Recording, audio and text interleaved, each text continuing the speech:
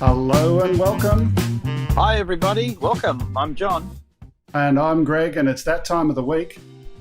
Let's leave the music just a little bit in the background there. It's been a fun week for us. I've got so much news to talk about in terms of the DJI FPV drone. In terms of, we've heard people crashing it, we've heard people loving it. It's something that's happening. There's a lot of people talking, and there's a lot of differences of opinion. And we're going to talk to John in a few moments about his experience with the drone. But before we do that, let's ask the question, John. What can you do in Australia? What are you allowed to do? Well, technically, sadly, the airplane's not strictly legal here. The only way you could get around it is if you're a member of a flying club, radio control flying club, and the club had procedures where you can operate flying FPV with an observer. But it creates some problems because many parts of the world, strictly the airplane's not legal. I think Canada may have some rules that allow you to have an observer and just instigate them. But here in Australia, you're supposed to have a trained observer, a person who's qualified and on your license, and to do it all properly, which is, going to make it tough for some. Okay. And in America, though, you don't need a specific trained observer, he should be trained anyway, but what can you do in America? Well, I'll defer to my American colleague, who we were discussing this earlier. Lloyd, would you, it's a little grey, I believe, the grey area around that. Let's get Lloyd's mic in over here. Let's bring Lloyd. There we go. I'm making this up as I go along. Yeah.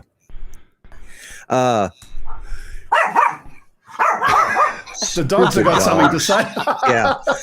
No, by rights, we have to have a visual observer here as well. It's one of those. Yeah, there you go. A visual observer. That would meet the American requirements right there, the U.S. requirements right there. So, ladies and gentlemen, we'll have these for sale very, very soon. OzByDrone is going to have them for sale. Your very own DJI spotter for those people living in America.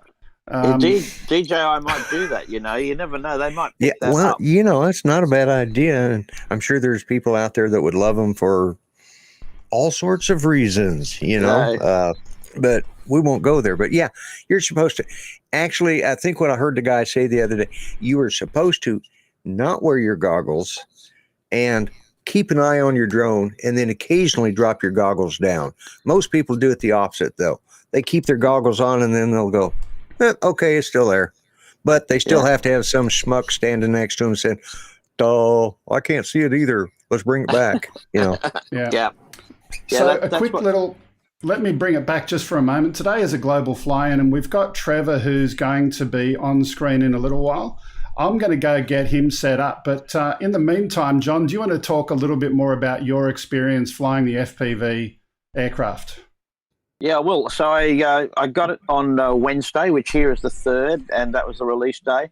I couldn't wait to get my hands on it because, we'd all heard so much about it. I can tell you that it's an absolutely fun airplane to fly. There's no doubt about that. And, we've seen DJI put some really good products together, very nice stable platforms and quads and so forth. So here they are. They've talked about it being a bridging aircraft for those that wanted to get into FPV racing. Now, I can understand FPV would take offense to some of the way that they've done this, for sure. But for someone who hasn't done FPV before, in terms of FPV racing or low-level stuff, it's absolutely great fun. The goggles are magnificent. The experience itself, for many people will just be overwhelming. It's wonderful. So you're flying. You've finally got wings, and the reality and the immersive nature of it is that you can just, float around if you like, which I intended to do on the first flight. I just wanted to float. I didn't need to go fast. But by the 3rd flight, I was going fast as I could actually go because it was such a great experience. I'm just going to interrupt you for a brief second, John. I got Trevor on my screen. Good. I'm just going to try and get him up. Oops, that's the wrong one. Wrong one. Okay, get my producer to put him up. There he is. So we've got Trevor, and he's down in South Australia, if I remember correctly. Now, Trevor, don't try and talk too much and respond to us. We'll have a little bit of echo. while he's going and getting ready to take off, a couple of quick little interesting fun facts. So Trevor was flying, if I remember correctly, with a Mini. So he's using the DJI Fly app, which technically speaking can't do RTMP out. Let's leave that on the screen though. Where did Trevor go? My producer took him away.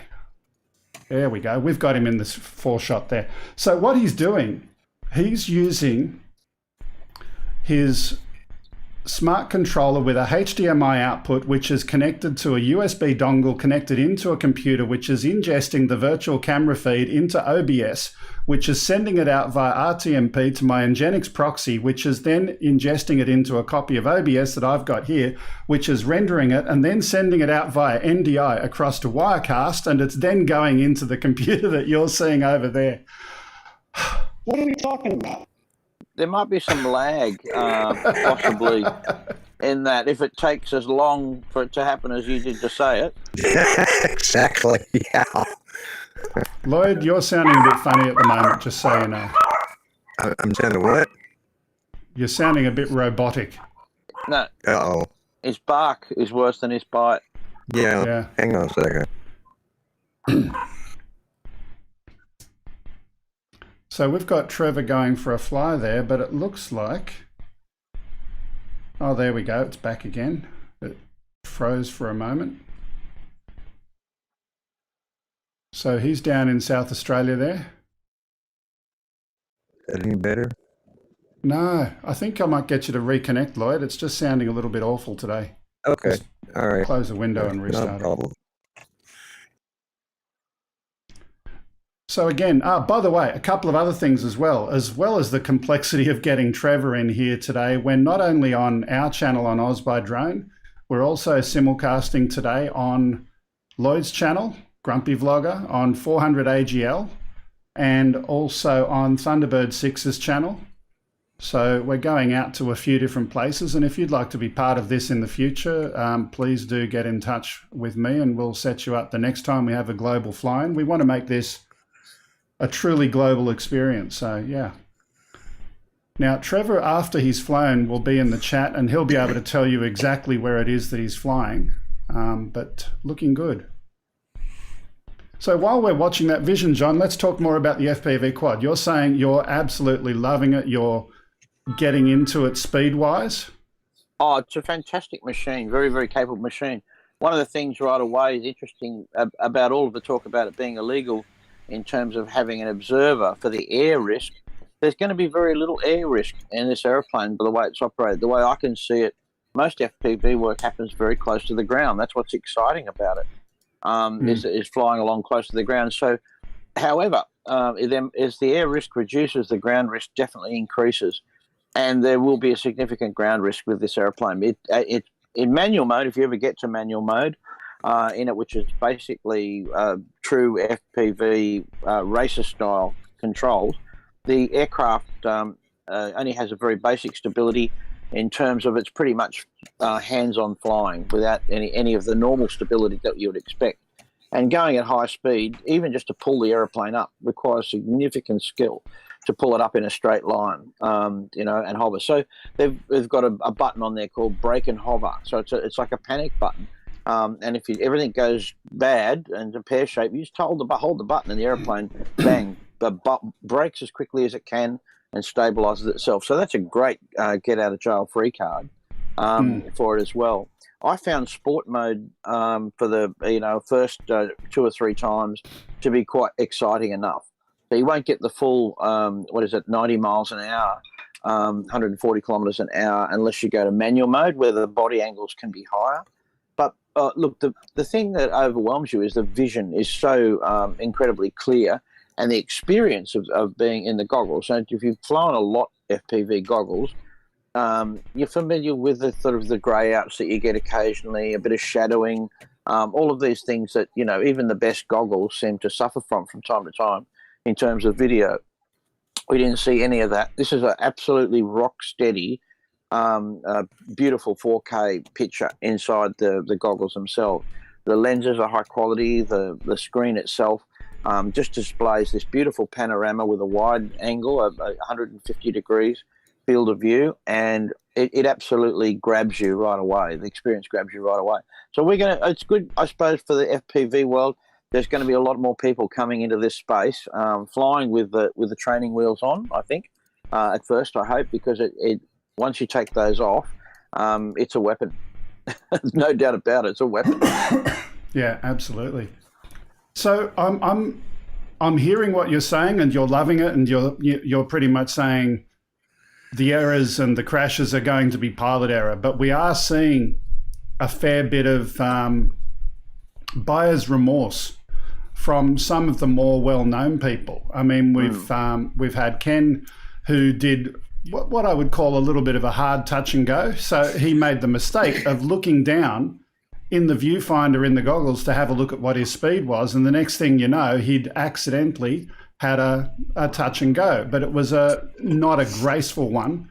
It wasn't a particularly hard one, and certainly any other FPV quad on the market, it would have survived that.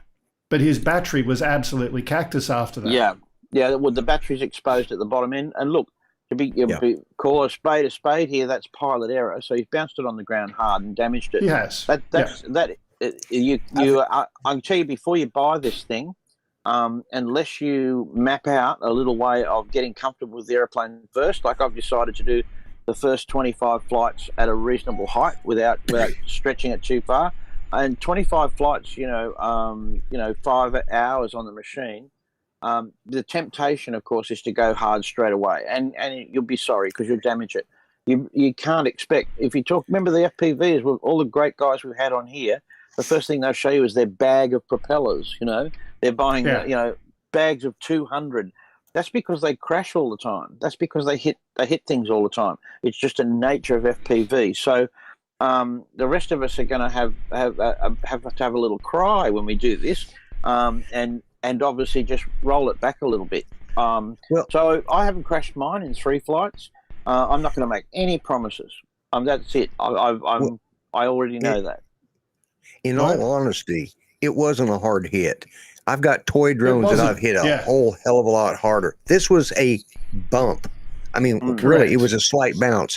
And for $1,300 friggin' dollars, that battery should have been a hell of a lot more sturdy, in my opinion. Right. And it wasn't really pilot error as much as it was just, he just did a bounce. And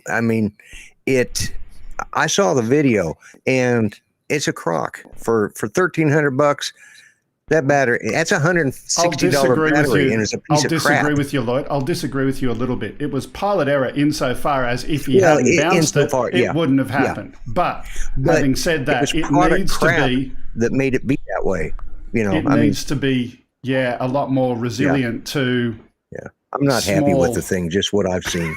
Well, you can buy it, Lloyd. You can buy cross brace arms for it. These are carbon arms that run from the front arms, motor arms to the rear motor arms. They bolt on like to actually brace the aircraft. But how would that protect the battery? Listen, I'll tell you what. If that's for cartwheeling, I mean, I can't imagine the sort of damage that you're going to do cartwheeling this thing. And the bounce, if that's a light bounce, I wouldn't expect this thing, and when it touches the ground at speed, to survive at all.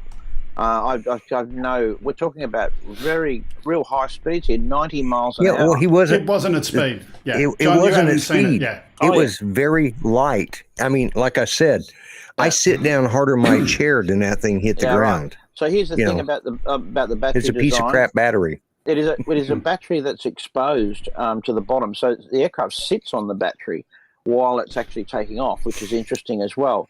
So one of the things I thought about the design, which is interesting, when you plug the battery in, you've got 2 side catches, you've got the cables at the top, and then I put the aircraft on the ground, and I thought, hang on a second, that's sitting on the battery.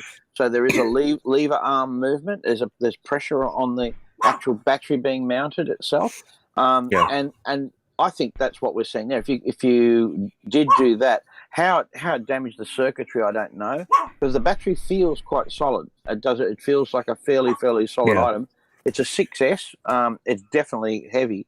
But one thing about this thing is it's a heavy airplane for the size of it. Yeah. Well, look at the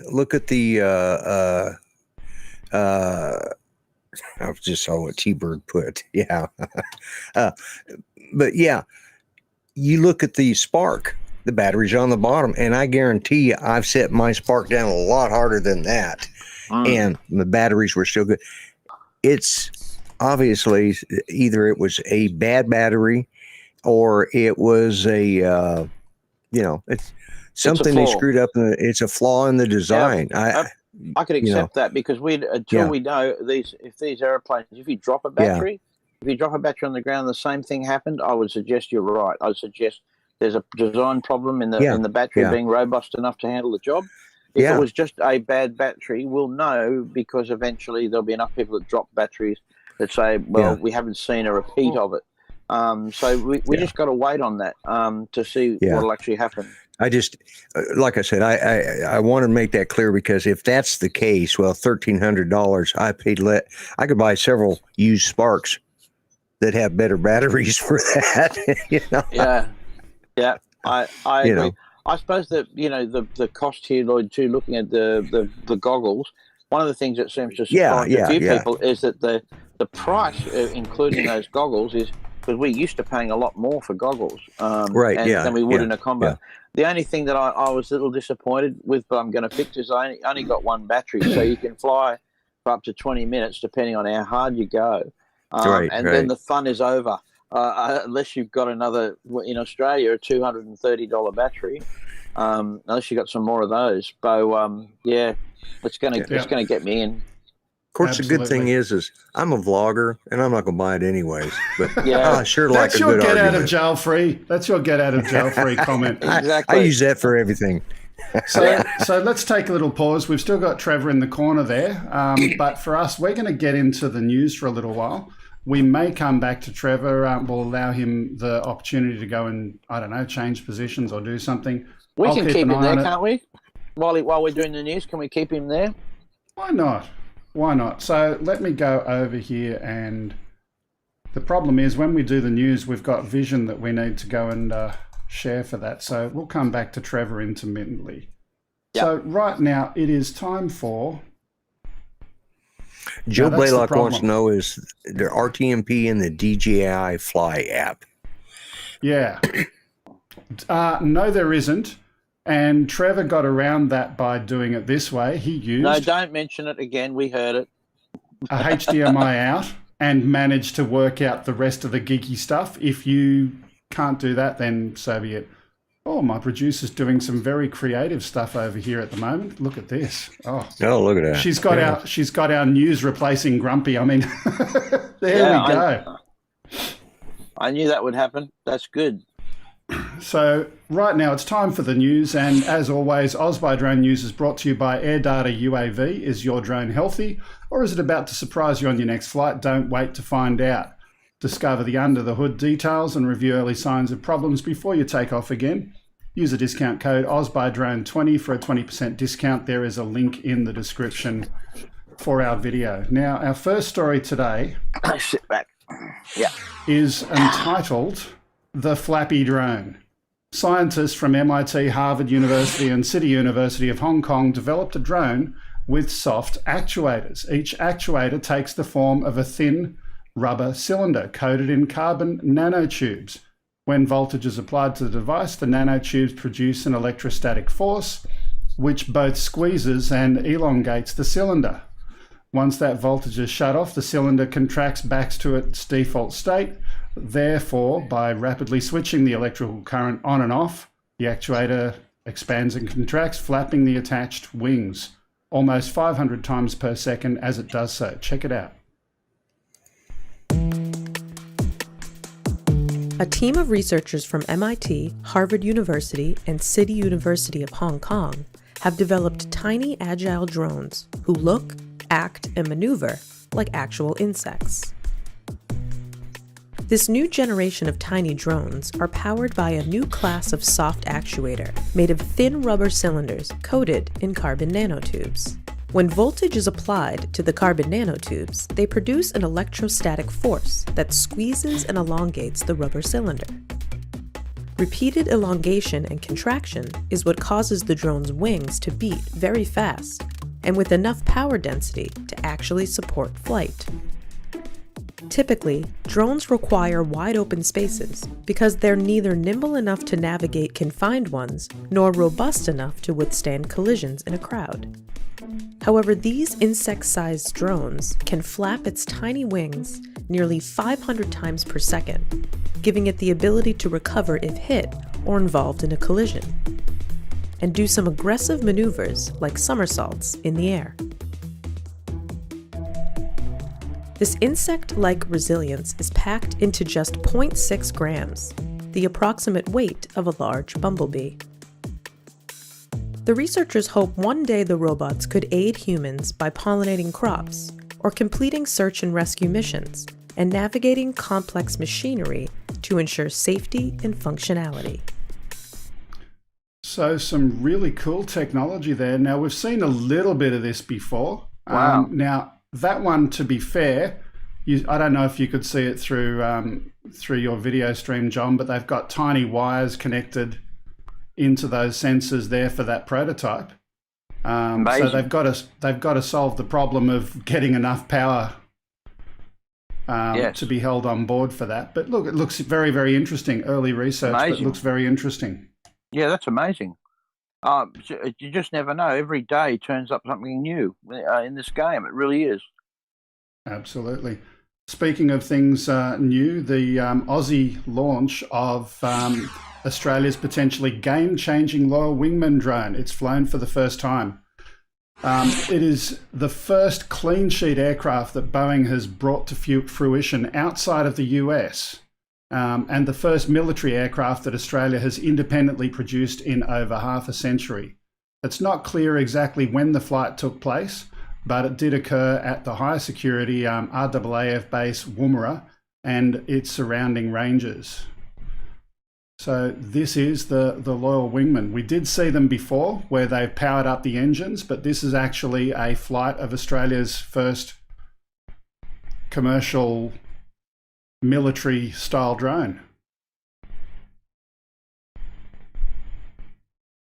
Wow, that's very cool. Greg, just an aside, I don't know whether you saw today the news about the new morality training that they're going to have. I think they called it that, ethics training, I should say, because of the facial recognition and AI in the Loyal Wingman program. They've brought ethics trainers to Australia to discuss with the military how they're going to work through with the legal system about the ethics of how the airplane determines its targets, which is really interesting. I just hope they didn't get their ethics trainer from the United States. It's also interesting timing because this is the kind of stuff that I think was being discussed in Congress in the US recently. I heard something about that. Well, the great, I think, what's the eye of the, what's that movie called where they're in the dilemma? The two drone pilots don't want to fire because they don't feel it's ethical to do so. And they're in a bunker in Arizona. What was that movie, Lloyd? Eye of the. One of our listeners will know. I've forgotten it. A great movie, and Jesse Pinkman from Breaking Bad, Aaron Paul, is in it, and he plays a great role. But it raised a couple of interesting things, in terms of how this happens. Now, if you've got AI that determines someone is wearing a suit full of plastic explosives, there's a good reason to suggest that they might not be going to do their shopping. Well, they may be, but they're taking some extra hardware with them. So how you move forward with that is that if that target's going to be, threat's going to be eliminated, what are the procedures for deciding whether that's a target or not? So the military's going to a new area, a whole new era, if you like, of artificial intelligence. And the airplanes are seeing them on board first, which is really interesting. But they'll go beyond that. I think any kind of targeting, now this will become up as a subject in terms of what is selected as a military target. Without trying to put words into their mouth, I would personally suggest, in the first instance, any AI is for the purpose of detection only. Detection only, that's exactly what I was going to say, yeah. The decision to engage once a target has been identified for then future tracking, it can say, right, this is a target. Yes, I agree, it's a target. Now track it. and then there's an additional decision, neutralize it for lack of a better description, and that would again be a human decision. I would never, ever, ever want to see that in the hands of AI. Unless, of course, they're in the United States, and then we're not allowed to shoot them with our own drones. You know, it doesn't matter how bad they are. Yep. Yeah. Now, speaking of AI, our next story, drones with the most advanced AI ever are coming soon to law enforcement. Founded by Google veterans and backed by $340 million from major venture capitalists, Skydio is creating drones that target this market, pardon the pun. This year, America's Border Police will test out automated drones from Skydio, who recently announced that it had raised an additional $170 million in venture capital funding, and the business is valued at $1 billion, bringing the total raised for Skydio to $340 million. Wow. Now, this imagery, it's just something that happened to be on the story where we found this one. It's not necessarily from Skydio, but it helps you to think about something. There's a sensor and it's categorizing and color coding and doing the analysis of everything that it sees. And that's kind of what Skydio, I think, is going to be having. It's going to have the AI to go and do a lot of that based on what we're seeing here. Moving on. Yeah. So I'm just having a look. Whoa, we've got him coming down for a landing. Do we want to bring him full screen for a bit? Let's have a look at Trevor. Yeah. Let's do full screen. Just in case he's going to crash, we want to see that. Oh, is that his landing pad? That is his landing pad. Come on, Trevor. Show us how it's done. Oops. Now, again, if you're watching on 400 AGL or the Grumpy Vlogger or on Thunderbird 6's channel, those are the three channels we're simulcast on today. There we go. There's Grumpy There's Trevor. There's Trevor. Okay, now for whatever reason we didn't have audio from Trevor today. I don't know why that is. Like we said, he's going via OBS and all of this other stuff, and there may have been a break in the chain. When we tested it, we did have audio, but not today. But that was pretty cool. So let's continue with some more news. The next one we've got today, this one is OzByDrone, and this story is about a new product on the market. Joby Aviation has released video footage of their air taxi in flight.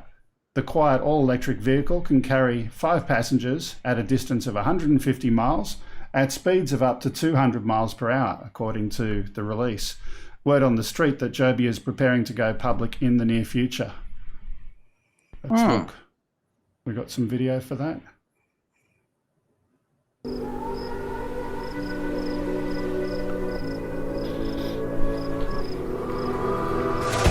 Ground crew, you will be spinning forward flight momentarily. Copy.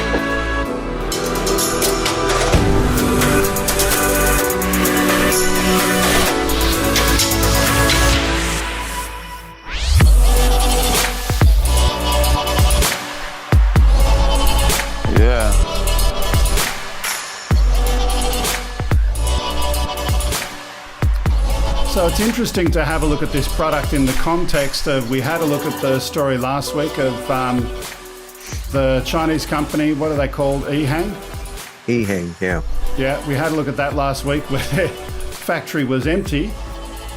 Question is, how much of Ehang and also Joby is reality versus marketing hype? But here's another angle.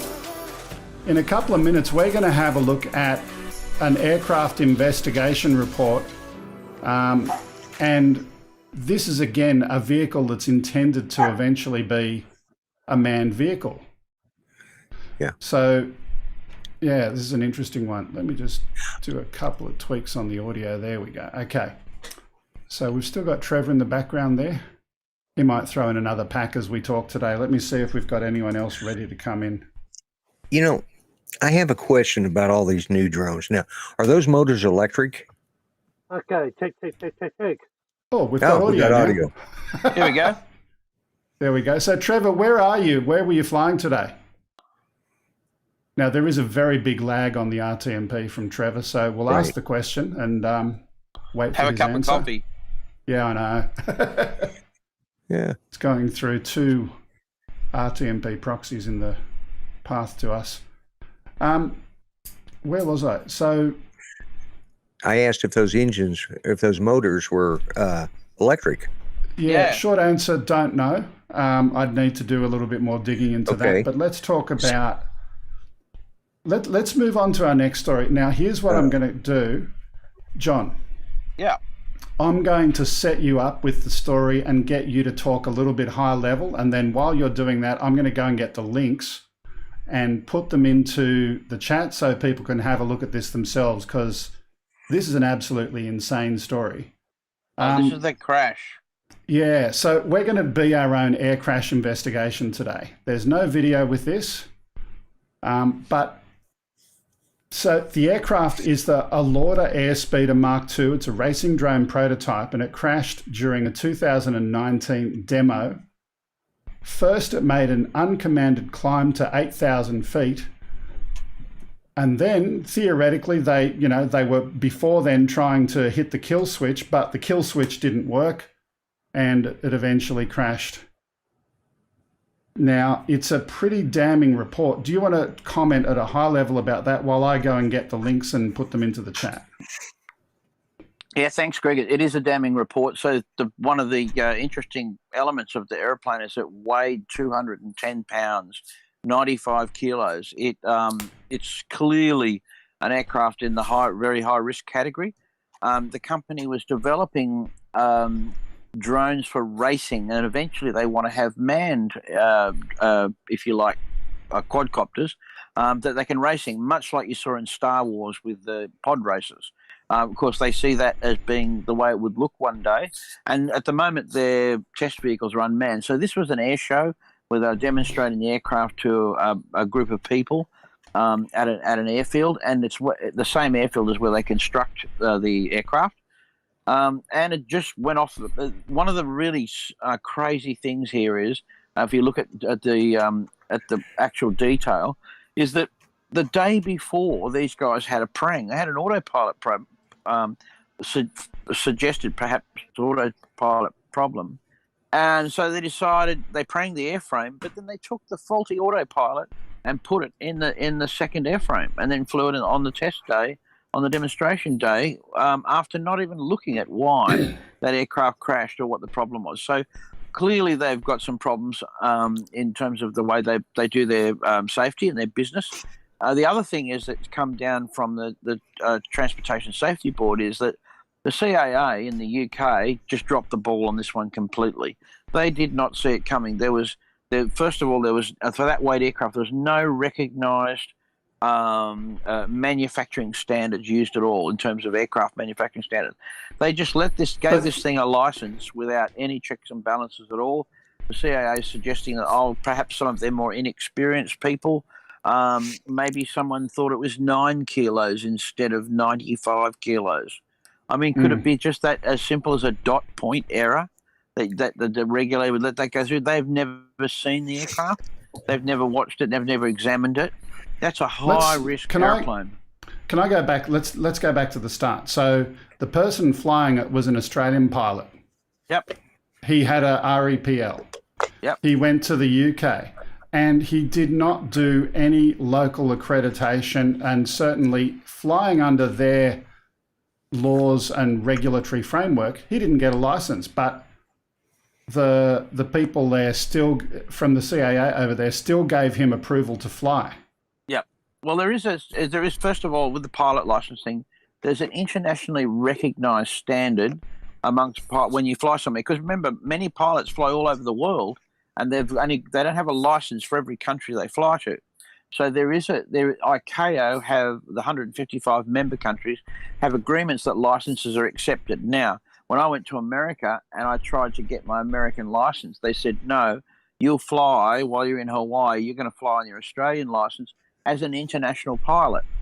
And they said, but to do that, I had to fly an Australian registered aircraft. So, of course, if I was flying in a Qantas airplane over to America and I landed in Hawaii, I'm an Australian pilot flying Australian registered aircraft. I don't need any licenses or any approvals because ICAO, the International Civil Aviation Organization, says that in each of those countries, we'll make sure that everybody's licensed and ready to go. So that's part of it. Now, he wasn't flying an Australian registered aircraft, as far as what I can see. He was flying a UK aircraft. That was the point that I was. Yeah, well, no, right. It was an Australian-built aircraft, and they took it over there to the UK. But was it registered? And certainly, that's an interesting question. Now, does drone registration? Well, does drone registration now, under the new regulations, mean that you can take it to any ICAO registered country if you're an REPL holder and allow you to fly it internationally? Well, he would have had to have approvals in this country, no? So let's just go over that for a second, because I didn't know. It's an Australian-built aircraft, right? Australian-built aircraft, yeah. Okay, so if it was, and it was registered for operation in Australia, he would have a high-weight REPL. He'd have a REOC to operate it. They'd have a SORA-based CONOPS risk register for the aircraft. They have all of these things in place, or he wouldn't be able to fly it in Australia. He certainly got to be, if you're going to fly it overseas, you've got to be able to fly it in Australia. Now, I don't believe all of those things are in place. So there is a grey area here we need to cover. Has CASA seen that aeroplane? Has CASA? So that's a good question. And reading the report, the CAA in the UK actually asked for information from CASA, who initially responded and said, we will only be able to provide that with the consent, because of our privacy laws, of the owner of the REPL and so forth. Yeah, so, I see. And then the CAA in the UK withdrew that request. I don't know, it just smells a little bit sus there, because if it was totally above board, they would have gone to the people who, crashed it and said, hey, can we get the data from CASA? And all of a sudden, they would be in a very, very bad light, because all of the things that they thought were in place obviously weren't in place. Yeah, that's right. Oh, I don't believe they had everything in place. I think there's definitely clearly some problems here, and the problems go in with even the maintenance things that we heard. They weren't. If CASA had approved it, they weren't following the CASA procedures at all. And it comes back to, Greg, there's a lot of pressure here, and this is what we've seen at air shows around the world in the past. Everybody knows the crashes at air shows that happen. When the Airbus aeroplane was first crashed into the trees there, when they had a computer problem. So what happens is these aerospace manufacturers and people who are trying to get venture capital to run their businesses go to air shows, and they do these mad tests showing how capable their machines are, and they're not ready. They're not ready. They certainly don't have a lot of runs on the board with them.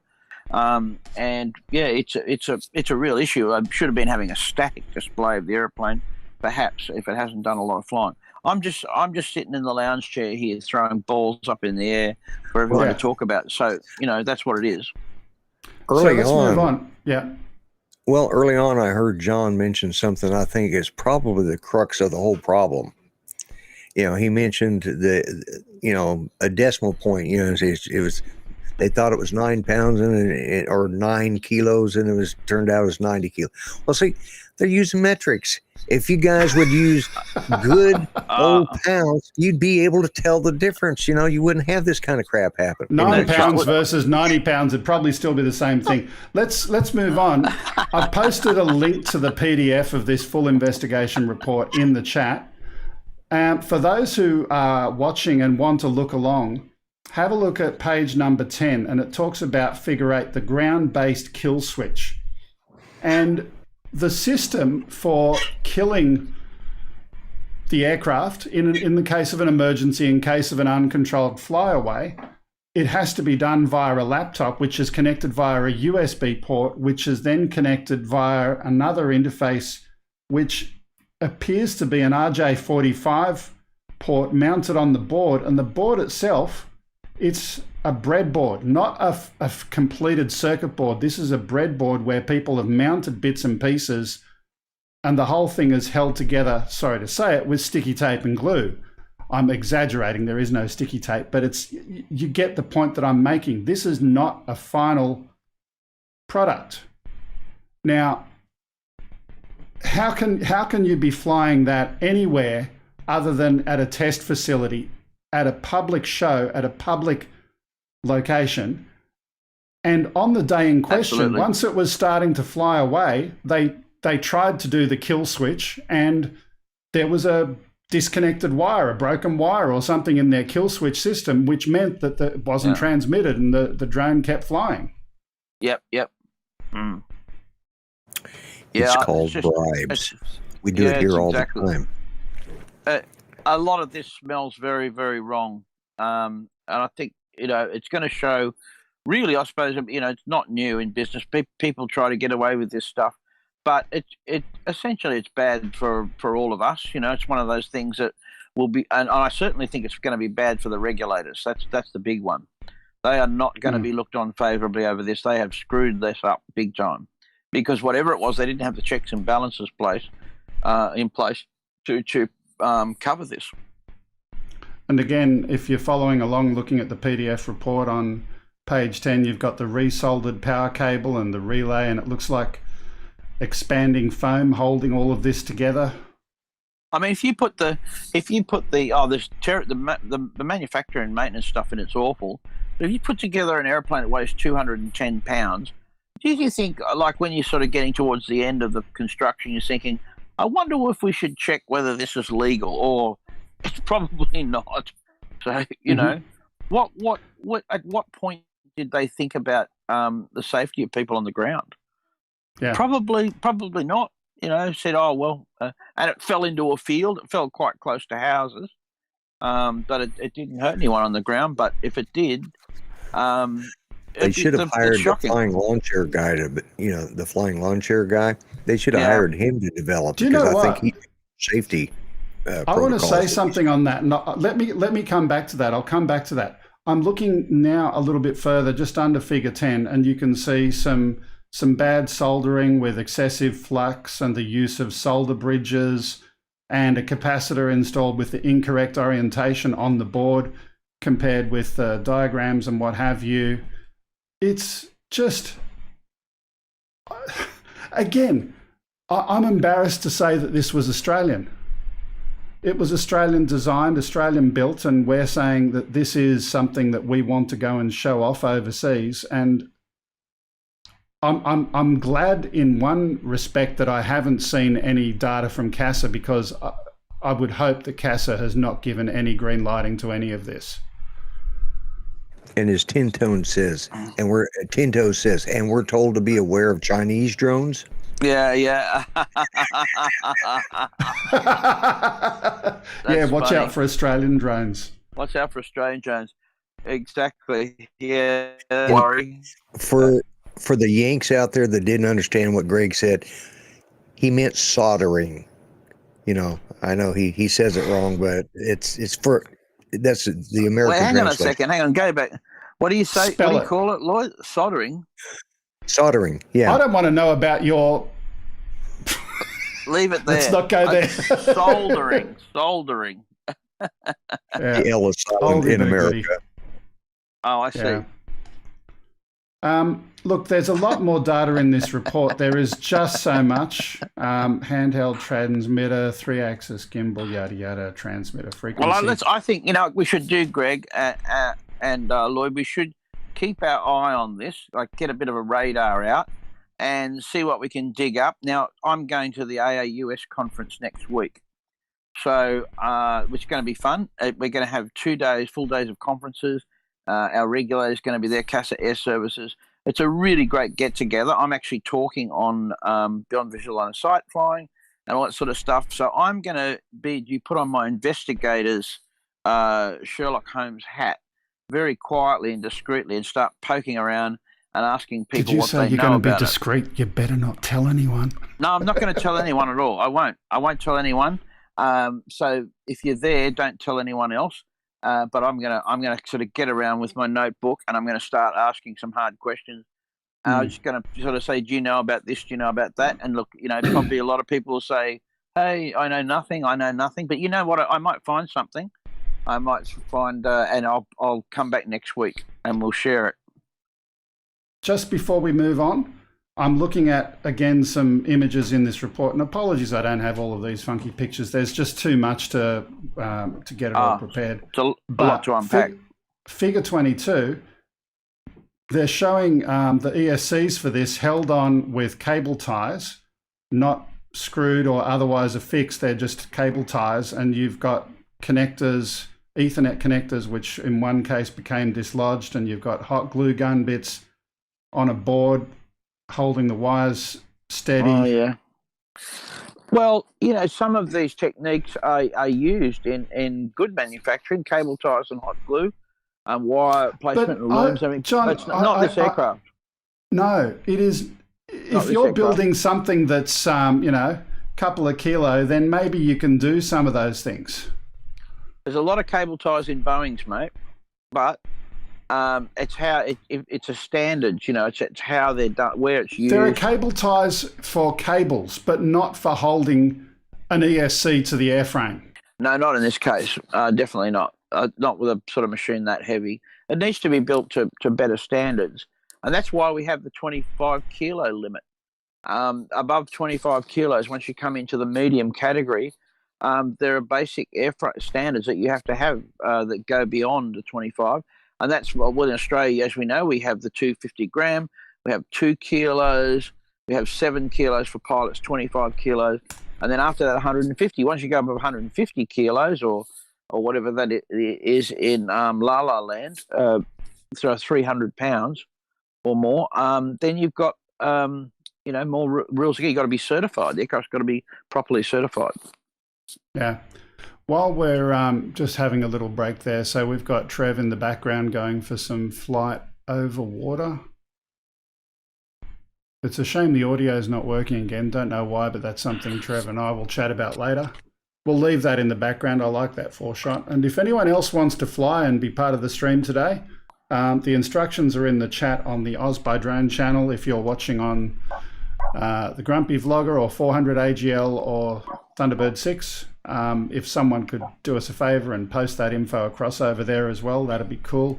And encourage everyone who's here today to go and subscribe to those channels. Lloyd's been posting the links in the description, so in the chat, so that'd be cool as well. Now, 400 AGL is down again, so I don't know what's going on. Yeah. It's gone down? Okay. Yeah. Well, I set it back to private again. I think he was having problems with that earlier, so. Okay. Not sure, but anyway, still encourage you to go and support those channels. Let's move on. Our next story today is we're going to go supersonic. So the world's first supersonic unmanned combat aerial vehicle able to reach speeds of Mach 2.1 officially launches with a $16 million price tag. Called Arrow, the drone is designed with a single shell made of lightweight carbon fibre that allows it to reach speeds of up to Mach 2.1, exceeding the speed of sound. Let's have a look.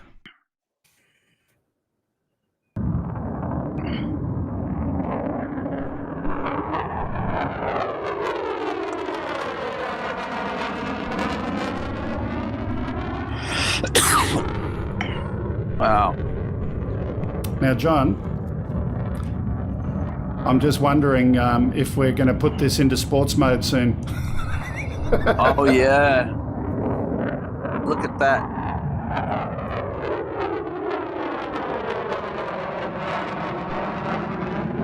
I definitely want to have that in my headphones when I'm flying FPV. Absolutely. That's the sound I want to hear. Maybe we can artificially generate that and put that on board on the DJI FPV drone.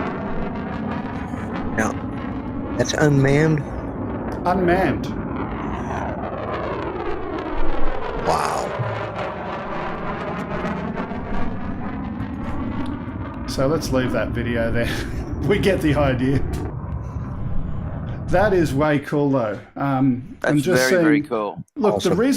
The reason why it's cool is all of these different use cases outside recreational and photography. Ultimately, some of their technological advancements, whether it be AI or whatever, eventually flow through to the stuff that we're flying. But really cool. And speaking of which, Mars, everyone has seen a little bit of that. Let's play that in just a couple of moments. But Ingenuity was developed at NASA Jet Propulsion Laboratories in Pasadena, and it's an engineering marvel. Even though NASA doesn't label the unmanned craft as a drone or a UAV, it fits the bill. It flies independently of human interaction. It's electrically powered and uses blades to generate lift. The exact specs are fascinating, given the fact that the Mars atmosphere has about 1% the density of Earth's, which means the ratio of the blade's surface to weight is totally different. The rover itself weighs 4 pounds or 1.8 kilos, which translates to about 1.6 pounds on Mars, so almost a quarter. The wingspan of the blades is 4 feet. So according to the data I was looking at, the two blades counter-rotate to eliminate torque at 2,400 revolutions per minute, creating the lift to counter the weight of the vehicle and fly.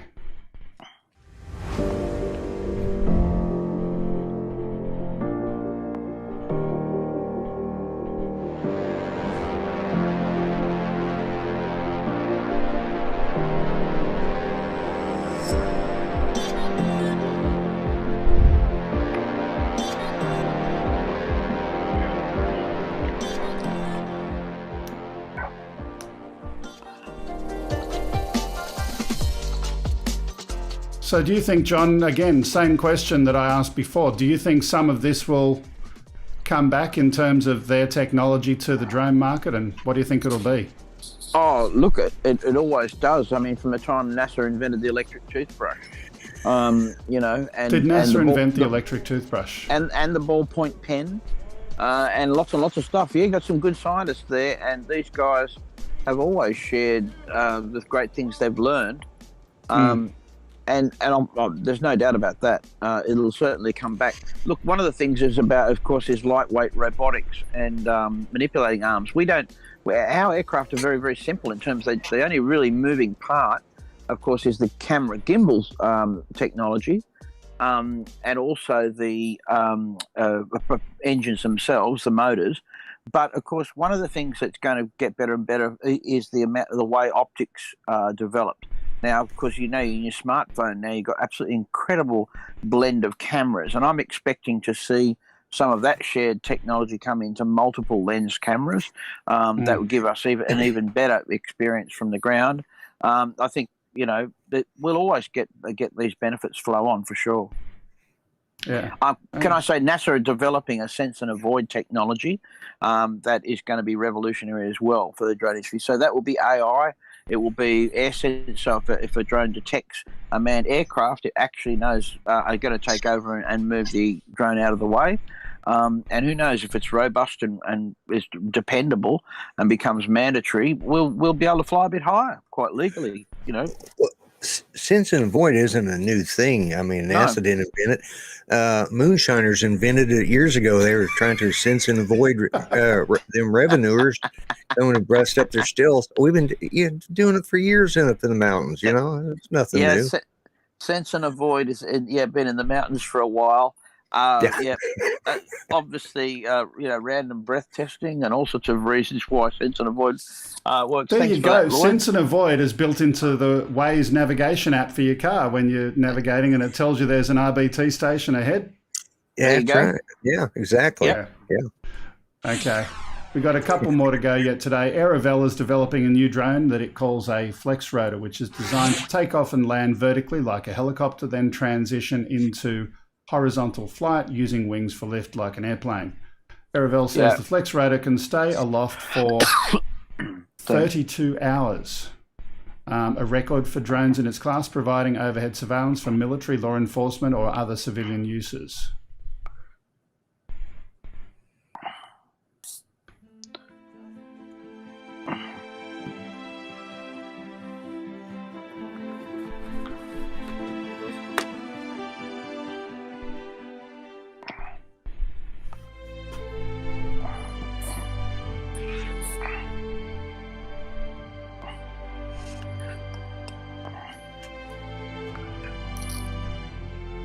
There we go, the vertical takeoff. Wow.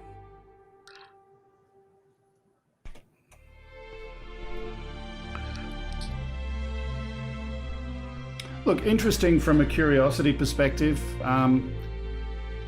How do other aircraft technologies, I mean, what's preventing another aircraft from hitting 32 hours? I don't think it's the vertical takeoff that gives it that.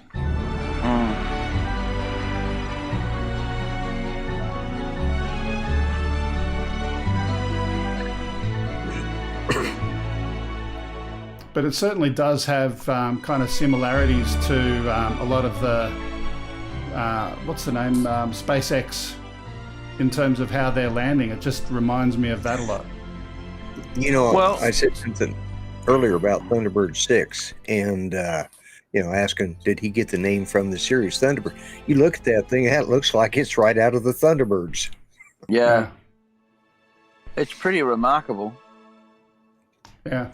Yeah. Would you buy one? And what would you use it for? You'd have to sell a couple of houses to buy something like that. Yeah. But why would you do that instead of a regular VTOL?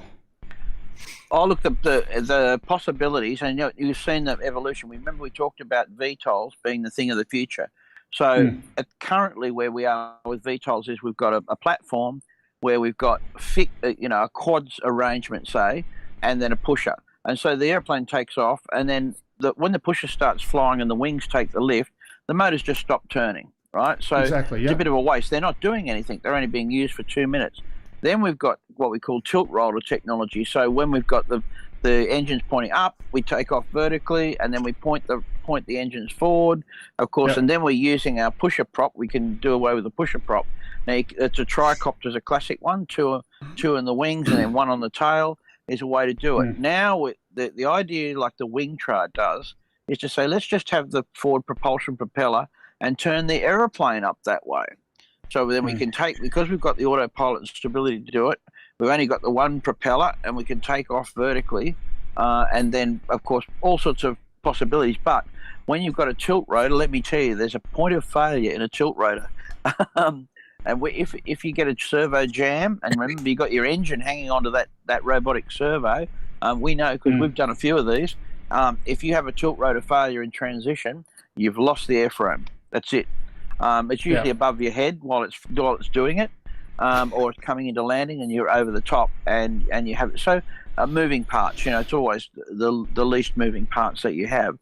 So we're going to see the next generation of VTOLs will be this type of airframe that takes off vertically, like your SpaceX rocket, and then transitions to forward flight, and off it goes forever. Fantastic economy, not having to have vertical rotors. Yeah, absolutely. Let's go on to our next story, and this is going to be our last one. This one is interesting. So, some of the earliest recorded aircraft designs, including the ones depicted in Leonardo da Vinci's sketches, were ornithopters. Machines that incorporated flapping wings, much like the birds and insects, in order to get into the air. We had a flappy one earlier, and here's another one. Hundreds of years later, a team of engineers in Russia returned to those insect-inspired routes with a dragonfly-like ornithopter called Serenity, and this was reported in Gizmodo. Now, when I got this ready to show to everyone, it originally had some music which I couldn't unfortunately share, and I've pulled the music out but still kept the sound of the aircraft, and this is really cool. The sound of the aircraft is more interesting than any music could be. Yeah. There's a few traces of the music here and there, but it's just way cool to look at. Let me get some... Okay. There's another $500,000 worth of somebody's college education being wasted on a stupid giant mosquito. I love the way you look at some things, Lloyd.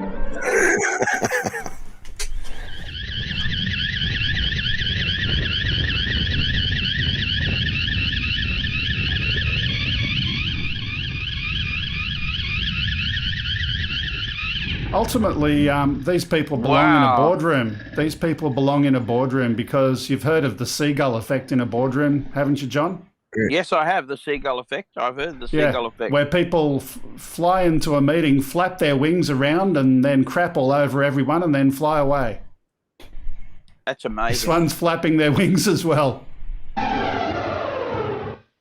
That was a little bit of the music that remained, but anyway. Well, that's pretty cool. Again, why? Why not? Ruli. Because they could. Let's see, they don't even speak English. That's the next part. Yeah, okay. Yeah. It was in Russia. Now, just before we finish up for the day, there's our last and final shot from the aircraft of our friend Trevor. Is it still a live feed or is it frozen? No, I think it's still a live feed. Let me have a look. No, 92 kilobits per second. There's only a little bit there. If Trevor's there, you're welcome to give it one last takeoff. If not, we'll call it a day for today. Let's just give it a few seconds. While we're waiting for Trevor to either take off or not, John, last thoughts and comments for you of the day. Well, just to say that if you are in Australia and coming to the RPAS conference in Canberra, love to see you there. Please come and say hello. We will probably have some OzByDrone signs up. I've got my mug and my T-shirt. So you'll find us easily, Morrison Aero Robotics. And come along to the talk, and it'll be a great place to ask questions and be part of. So this, I believe you can still attend if you want to buy just an attendance ticket, or you can attend virtually. That's for everyone. RPAS in Australian skies, AAUS, Alpha Uniform Sierra, is the place to Google, and you can attend the conference. So love to see you there. It's going to be fun. Absolutely. And Lloydie? I only have one thing to say.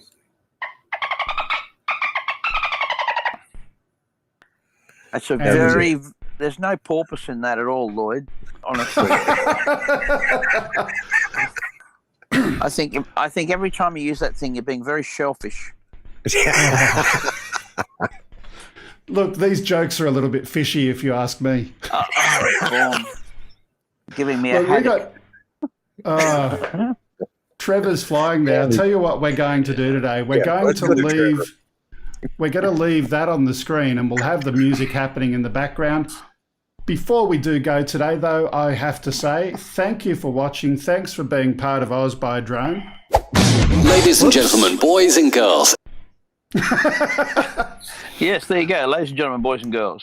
That's what happens when you press buttons at the same time as your producer to try and confuse her. I'm trying to get the music underneath the picture. So we're going to have that shot and that shot, leave that one live, and we're going to kill that one and that one. Ladies and gents, thanks for being part of the show. Thanks for watching. If you've got it, actually, I did forget one thing. Let me do that. Leave that on the screen and send in this information. If you would like to be part of the show in the future, please do send some information to upload@gregkuhnert.com or send videos to upload@gregkuhnert.com, and we'll include that at some point in the future.